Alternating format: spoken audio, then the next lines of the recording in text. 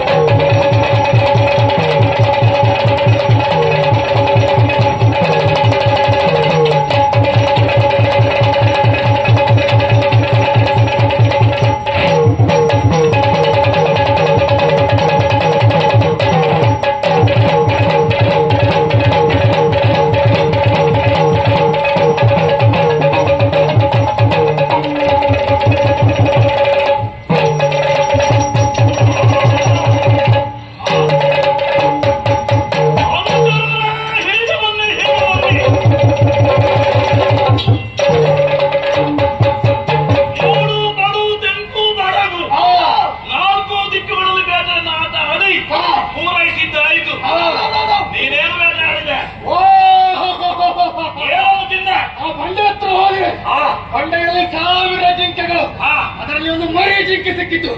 ಬಿಡ್ತೇನೋ? ಅದರ ಕಾಲಿಗೆ ಕೈ ಹಾಕಿದ ರಕ್ತ ಬೇರೆ, ಮಾಂಸ ಬೇರೆ, ಕೆಲವು ಬೇರೆ, ಚರ್ಮ ಬೇರೆ. ರಕ್ತವನ್ನು ಗಟಗಡನ್ನು ಕುಡಿದೆ, ಮಾಂಸವನ್ನ ಮಂದೆ. ನಿಮಗಾಗಿ ಏನು ತರಲಿಲ್ಲ ಎಂದು ಹಾಗೆ ಬೇಸರಿಸುವುದು.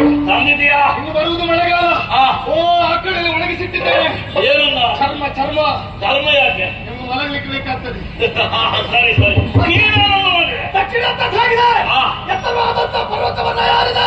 ಪರ್ವತದಿಂದ ಒಮ್ಮೆ ಕೆಳಕ್ಕೆ ನುಗ್ಗಿ ನೋಡಿದೆ, ಆಟಂಬಗಳ ಸಾಲು ಅಲ್ಲಿಂದ ದಪ್ಪನ ಜಿಗಿದೆ. ಆಟಂಬಗಳ ಕೋಟನ್ನ ಹಿಡಿದು ಗರ ಗರ ಗಯ ಗರಕ್ಕೆ ಹೋಗಿದ್ದೆ. ಒಮ್ಮೆ ನೆಲಕ್ಕೆ ಬಾರಿಸಿದೆ. ಆಟಂಬಗಳ ರಕ್ತ, ಮಾಂಸ, ಎಲುಬು, ಚರ್ಮ ಎಲ್ಲವನ್ನ ಬೇರೆ ಬೇರೆ ಮಾಡಿ ರಕ್ತವನ್ನ ಕಟ್ಟಕಟ್ಟಲೆ ಕುಡಿದೆ, ಮಾಂಸವನ್ನ ಕಚ್ಚಕಟ್ಟಲೆ ತಿಂದೆ. ನಿಮಗಾಗಿ ನನಗೆ ಕೋಣದ ಕೊಂಬನ್ನ ತಂದೆ. ಕೊಂಬ? ಹೌದೌದೌದು. ಅಲ್ಲ, ಅದನ್ನು ಮೆಲುವುದಕ್ಕಾಗುತ್ತದ, ತಿನ್ನುವುದಕ್ಕಾಗುತ್ತದೆ? ಮೆಲುವುದಕ್ಕೆ ತಂದದ್ದಲ್ಲ, ಮತ್ತೆ ನಮ್ಮಲ್ಲಿ ಅನೇಕರಿದ್ದಾರೆ ಮೈಸಾಸುರ ಮಾಡಬೇಕು ಎನ್ನುವುದಾಗಿ ಅವರಿಗೆ ಆದೀತು. ಆಗಲಿ. ಮಾತ್ರವಲ್ಲ, ನಮ್ಮ ಬೇಟೆಯಾಟದ ಸವಿನ ನಪಿಗಾಗಿ ಆವಾಗ ಅವರನ್ನು ನೆನಪು ಮಾಡಿಕೊಳ್ಳಕ್ಕೆ ಅದು ಬೇಕು. ಬಂದ್ರೆ ಬೇಕಾಗ್ತದೆ. ಸಂಗ್ರಹಾಲಯದಲ್ಲಿ ಅದನ್ನು ಹಾಗೆ ಅದು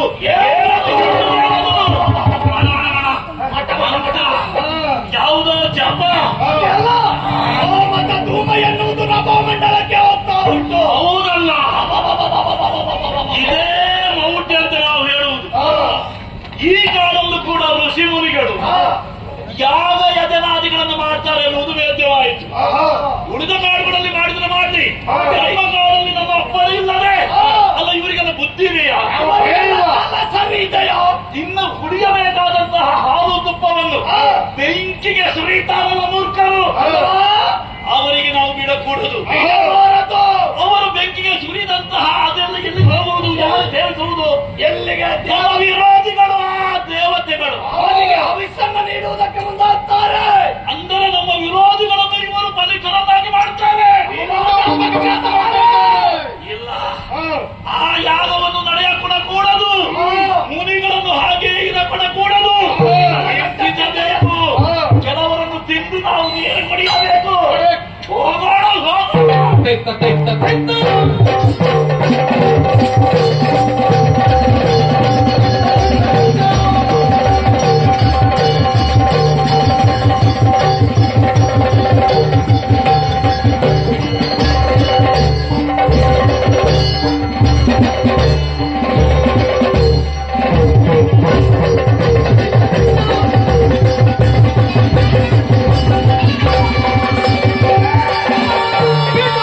ಪೂಜೆಯ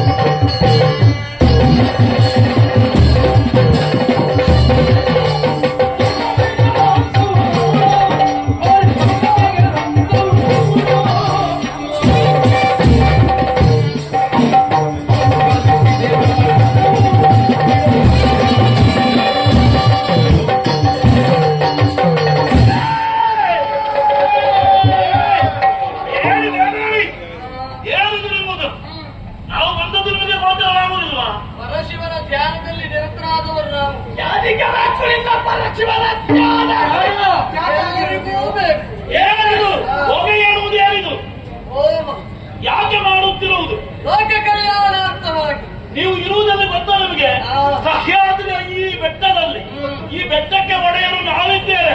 ನಮ್ಮ ಅನುಮತಿಯನ್ನು ಪಡೆದಿದ್ದೀರ ನೀವು? ಜಗತ್ತಿಗೆ ಒಡೆಯ ಪರಮೇಶ್ವರ ಅವನ ಅನುಗ್ರಹಕ್ಕೆ ಪಾತ್ರರಾದವರು ನಾವು. ಏಯ್! ಅವನನ್ನು ಪೂಜಿಸುವವರು ನಾವು. ಈಗ ನೀವು ಇರುವ ಜಗತ್ತು ನಮ್ಮದು ತಾನೆ, ಹಾ, ನಿಮಗೆ ಶಿವನ ಹಾಗೆ ನಾವಿರುವುದು ತಾನೆ. ಹಾ. ನಮ್ಮಲ್ಲಿ ಕೇಳಿ ನೀವು ಮಾಡ್ತಾ ಇದ್ದೀರಾ? ಹಾ. ಅಂದ್ರೆ ನಮಗೆ ಸ್ವತ್ತಲ್ಲವ, ನಾವು ಏನು ಅಲ್ಲ ಅಂತ ಪರಿಭಾವಿಸಿದ್ದಾರೆ.